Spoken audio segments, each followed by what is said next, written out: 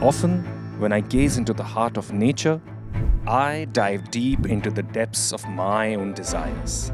I may be unaware of my destination and I might just be going with the flow. All I know is that I have an insane calling. To be in a place that is lost, to be lost in a place that is forgotten. I am Mayank Chang and I am a seeker of the lost essence of India. Partnered by Spotify. Download now. Lenovo Yoga, Yoga for All of Us, and White Hat Junior.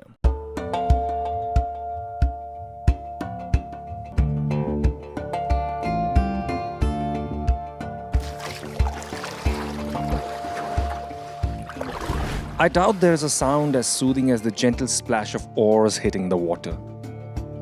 I am at the Dal Lake in Srinagar. Subah ke 5 baj rahe hain. It's just about dawn. There's a slight nip in the air that seems to be welcoming me.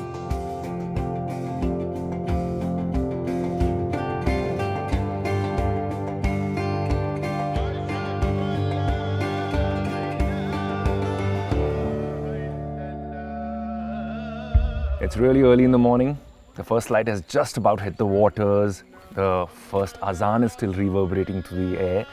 And I am here in my royal ride, this beautiful Shikara, going to discover a part of Kashmir that's always been around, but unfortunately not too many people have experienced it. I want to share that experience with you. But what is it? Suspense. Find out for yourself.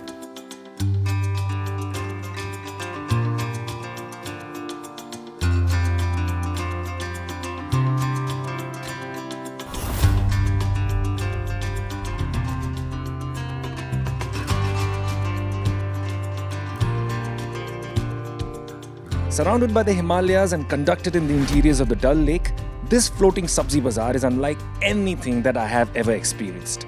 Technically, it is just a market where individual sellers gather with their fresh produce, hawking, bargaining, chaotic and unorganized, just like most vegetable markets. But this bazaar is genuinely one of its kind. Where else can you boast of having a market in the midst of all this natural beauty?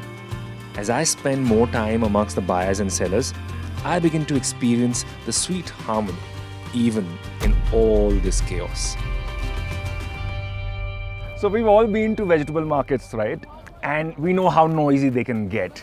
And which is why our teachers used to always tell us कि सब्जी बाजार जैसा माहौल मत बनाओ, शोर मत करो. But this vegetable market out here, it is unique in its own way. It's the only floating market in the country. And you can hear that noise around me. You can see people selling their wares. There's a lot of transaction happening. A lot of vegetables, baatein ho rahi hai, and this is an experience that you just have to be part of. I can only tell you, you can only see what's happening, but when you're here, you'll realize what a beautiful part of Kashmir this is. This is just beautiful.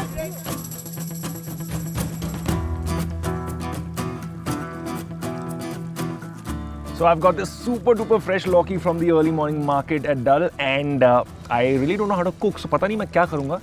But I'll figure something out. ऐसा लगता है जैसे सुबह होती ही इसलिए है कि यहाँ ये खूबसूरत बाजार सज सके.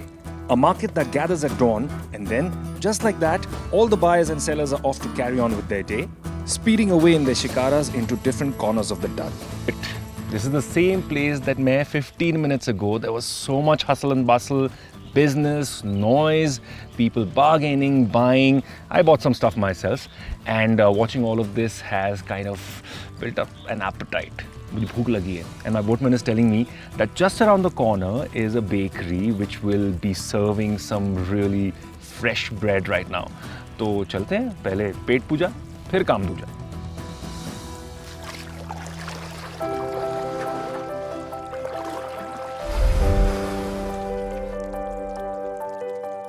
Time for some breakfast.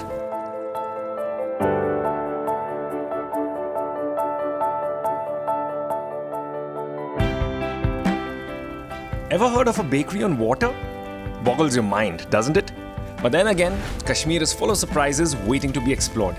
The Dal Lake Floating Bakery could very well be the only floating bakery in India. It serves the quintessential Kashmiri noon chai with sweet bread recipes that are passed down from one generation to the next. So this is the most amazing breakfast that I'm having. fresh from the tandoor.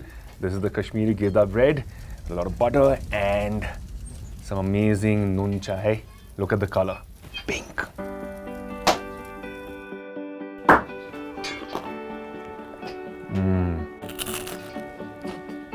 So this bread is made of normal wheat, but what makes it different is that just before putting it into the tandoor, they coat it with a layer of milk, and the serrations that you see, Bilal is actually making it with his fingers. That's how the design comes in as well. They say that a good breakfast just sets the perfect mood for the rest of the day. And I couldn't agree more. ऊपर से सुबह की ठंडी हवा, हल्की हल्की बारिश और ये नज़ारे.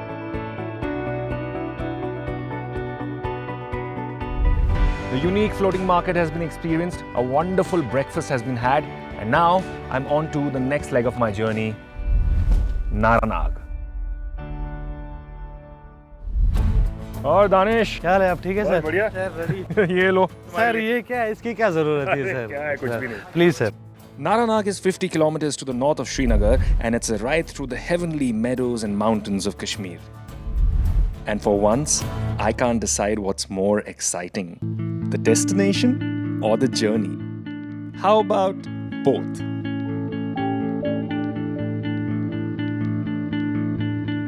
Wow. I'm glad that I took Danish's advice and stayed awake, because everywhere you turn, it's picture perfect. It would be criminal to miss this view.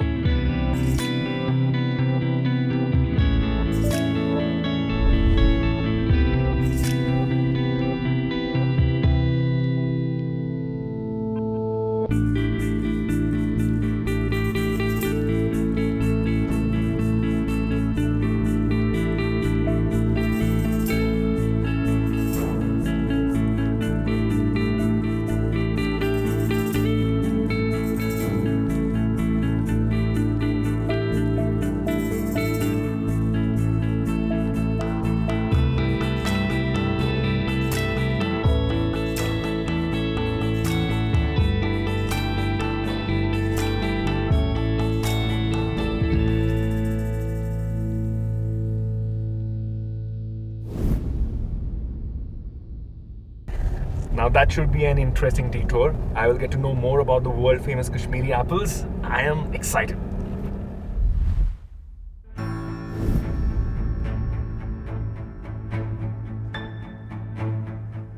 अस्सलाम वालेकुम. वालेकुम सलाम. ठीक है अब्दुल जी, अगर आपकी इजाज़त हो तो ऑर्चर्ड देख सकते हैं? जी सर. चले?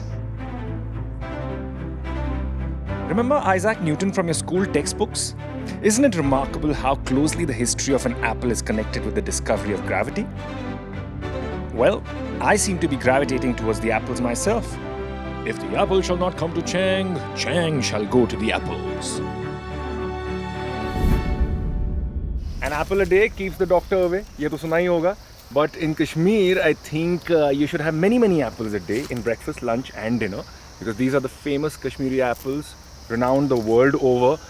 बस इतना ही जानता हूँ मैं. उसके आगे मेरे पास बहुत सारे क्वेश्चंस हैं. अब्दुल साहब, मेरे पास बहुत सारे सवाल हैं इन एप्पल्स के बारे में. और ऐसे कितने टाइप के एप्पल्स होते हैं, वैरायटीज? हजरत बली, शिकाम्बर, रेल मिश्री, गोल्डन. तो हम जो कहते हैं सिर्फ कश्मीरी एप्पल, वो सिर्फ एक एप्पल नहीं है, वो बहुत सारे बहुत एप्पल है, बहुत किस्म है. So this looks green right now, but Abdul Saab tells me that within a month this will turn into the familiar red Kashmiri apple that we know of.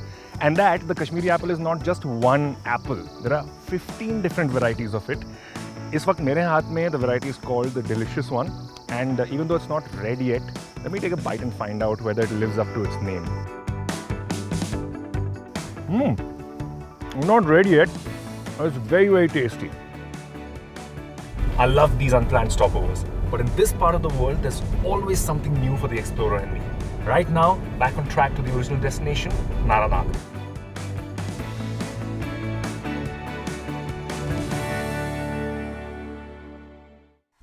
The ruins of the Naranag temple is one of the most important archaeological sites in the country.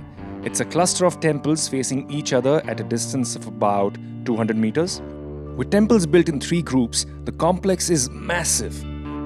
As I walk through it, I feel like I've traveled back 12 centuries in time into what might have been the religious and spiritual mainstay of the mountain dynasties of the 8th century. The Lalitaditya reign is often considered to be the first golden period of Kashmir.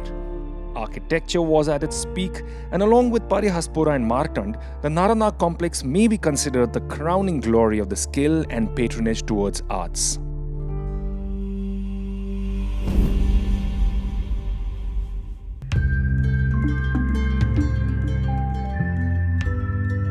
The ruins of the Naranag temple may not hold any major significance today, but as you can see, what remains is the charm and the history. It's as if the ruins are speaking to you. It's believed to have been built by Lalitaditya Muktapid of the Kayasth Naga Karkota dynasty in 8th century AD. That's old. That's really, really old.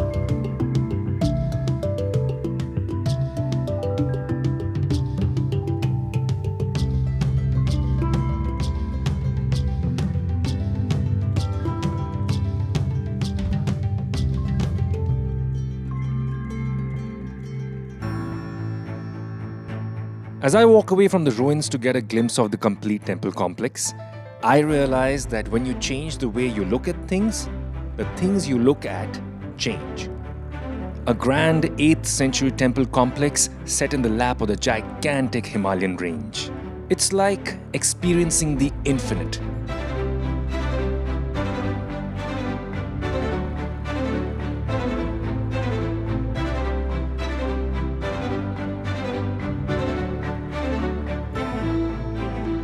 Where there are ruins, there is hope for treasure. The treasure of the history and culture of an era gone by. The lost ruins of Naranag temple are not merely an old, dilapidated structure. Rather, they are the living embodiment of architecture, belief, pride, and honor of an eon that has long been forgotten.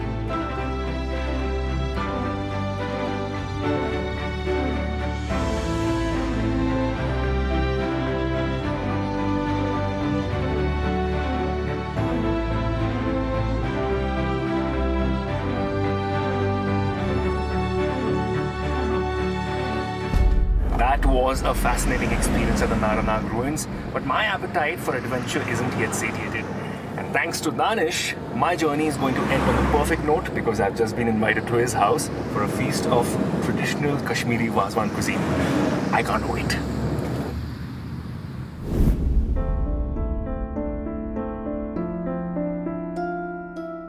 The preparation of the Vazwan multi-course meal is considered an art and a matter of pride in Kashmiri culture. It comprises of 7 to 36 dishes and is predominantly non-vegetarian. Kashmir का जायका बसता है यहाँ की traditional Wazwan cuisine में और इसे बनाते हैं special waza chefs. It is said that these chefs came from Central Asia around 500 years ago to cook for the royal families here. अब्बा जी कैसे हैं आप? बिल्कुल ठीक है. आप ठीक है? मैं अच्छा हूँ. Thank you so much. आज भी जब भी कोई खास मौका हो, it is celebrated with Vazwan delicacies.